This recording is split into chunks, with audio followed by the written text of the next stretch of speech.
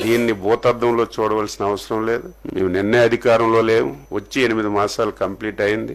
మా కోపము కక్ష వెంటనే మేము దాడికి ప్రతిదాడి చెయ్యాలంటే 8 మాసాల సమయం మాకు అవసరం లేదు.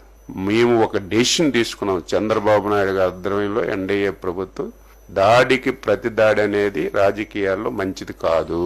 లాస్ట్ 5 years ఇలాగే చేసి రాష్ట్రం తీవ్రమైనటువంటి నష్టాల్లోకి వెళ్ళిపోయింది. ఈ 8 మాసాల్లో మేము ఈ చెవులు ఆ చెవుల్లో దూది పెట్టుకున్నాం. మా కార్యకర్తలు తిట్టినటువంటి తిట్లకి మనం అధికారంలోకి వచ్చాం. 5 సంవత్సరాలు నరకం పడ్డాం, ఊచకోత కోశారు. మీరు అధికారంలోకి వచ్చి ఏం చేస్తున్నారని మమ్మల్ని కార్యకర్తలు బూతులు తిట్టినా, సోషల్ మీడియాలో తిట్టినా సరే దాడికి ప్రతి దాడి అనేది మంచి విధానం కాదు.